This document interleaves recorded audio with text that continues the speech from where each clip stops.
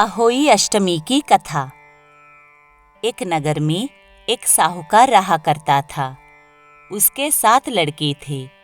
एक दिन उसकी स्त्री खादान में मिट्टी खोदने के लिए गई और जो ही उसने जाकर वहाँ कुदाली मारी, त्यों ही सेही के बच्चे कुदाल की चोट से सदा के लिए सो गए।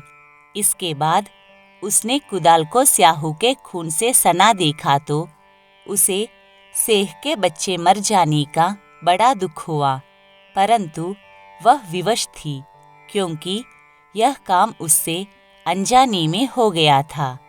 इसके बाद वह बिना मिट्टी लिए ही खेद करती हुई अपने घर आ गई और उधर जब सेह अपनी घुरकाल में आई तो अपने बच्चों को मरा हुआ देखकर नाना प्रकार से विलाप करने लगी और ईश्वर से प्रार्थना की कि जिसने मेरे बच्चों को मारा है उसे भी इसी प्रकार का कष्ट होना चाहिए।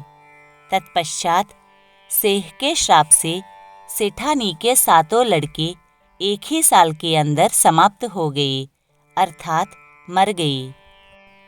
इस प्रकार अपने बच्चों को असमय काल के मुंह में समाये जाने पर सेठ सेठानी इतने दुखी हुए कि उन्होंने किसी तीर्थ पर जाकर अपने प्राण गंवा देना उचित समझा। इसके बाद वे घर छोड़कर पैदल ही किसी तीर्थ की ओर चल दिए और खाने की ओर कोई ध्यान न देकर जब तक उनमें शक्ति और साहस रहा तब तक वे चलते ही रहे और जब वे पूर्णतया अशक्त हो गए तो अंत में मूर्छित होकर गिर पड़े। उनकी दशा देखकर भगवान करुणा सागर ने उनको मृत्यु से बचाने के लिए उनके पापों का अंत किया और इसी अवसर में आकाशवाणी हुई कि हे सेठ, तेरी सेठानी ने मिट्टी खोदते समय ध्यान न देकर सेह के बच्चों को मार दिया।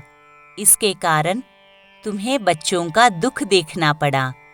यदि अब पुनः घर जाकर तुम मन लगाकर गौ की सेवा करोगे और अहोई माता अजगता देवी का विधि विधान से व्रत आरंभ कर प्राणियों पर दया रखते हुए स्वप्न में भी किसी को कष्ट नहीं दोगे तो तुम्हें भगवान की कृपा से पुनः संतान का सुख प्राप्त होगा। इस प्रकार आकाशवाणी सुनकर सेठ सेठानी कुछ आशान्वित हो गए और भगवती देवी का स्मरण करते हुए घर को चले गए।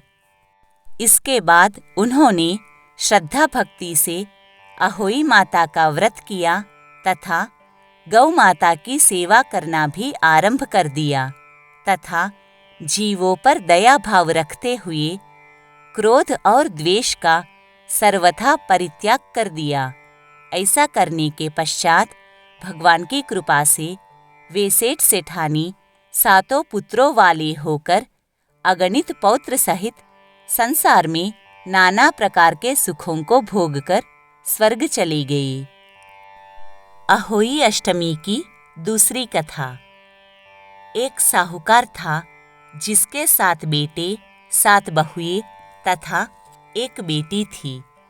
दिवाली से पहले कार्तिक बदी अष्टमी को 7 बहुएं अपनी इकलौती ननद के साथ जंगल में खादान में मिट्टी खोद रही थी। वही स्याहू की मांद थी। मिट्टी खोदते समय ननद के हाथ से सेई का बच्चा मर गया। स्याहू माता बोली कि अब मैं तेरी कोख बांधूंगी। तब ननद अपनी 7 भाभियों से बोली कि तुम में से कोई मेरे बदले अपनी कोख बंधवा लो। सब भाभियों ने अपनी कोख बंधवाने से इनकार कर दिया, परंतु छोटी भाभी सोचने लगी कि यदि मैं कोख नहीं बंधाऊंगी तो सासू जी नाराज होंगी। ऐसा विचार कर ननद के बदले में छोटी भाभी ने अपनी कोख बंधवा ली। इसके बाद जब उसे जो लड़का होता वो 7 दिन बाद मर जाता। एक दिन उसने पंडित को बुलाकर पूछा मेरी संतान 7वें दिन क्यों मर जाती है? तब पंडित ने कहा कि तुम सुरही गाय की पूजा करो। सुरही गाय स्याऊ माता की भाईली है। वह तेरी कोख छोड़े तब तेरा बच्चा जिएगा।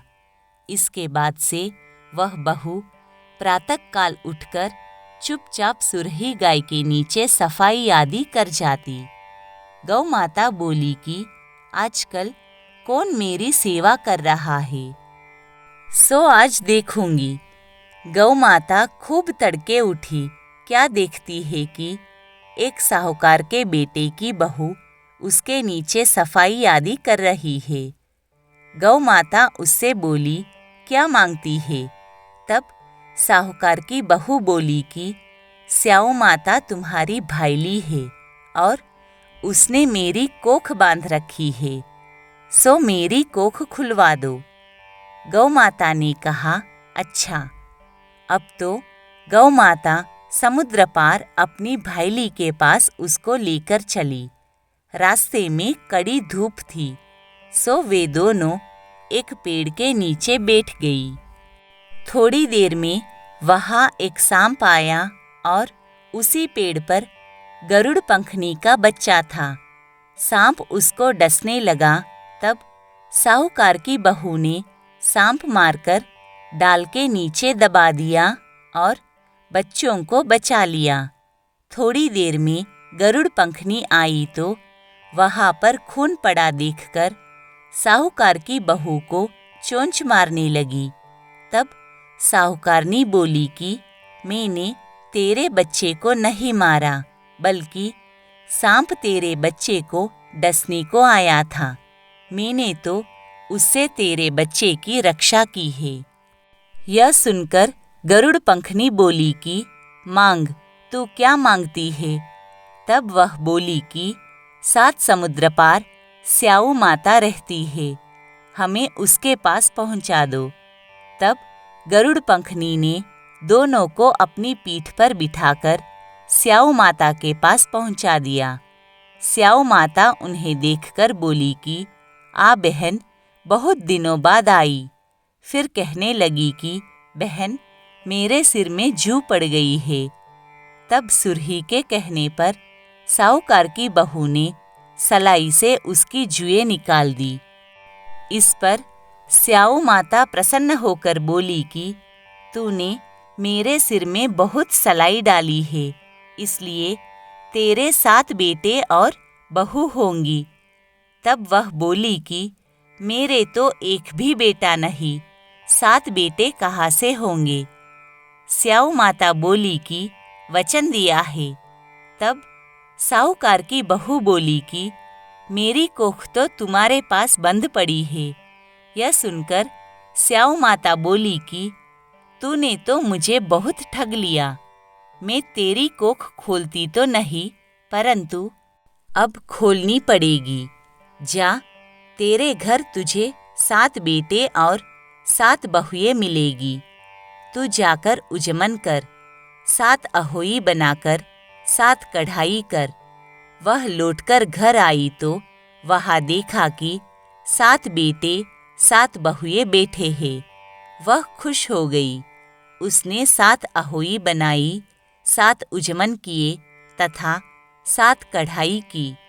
रात्रि के समय जेठानियाँ आपस में कहने लगी कि जल्दी जल्दी नहाकर पूजा कर लो।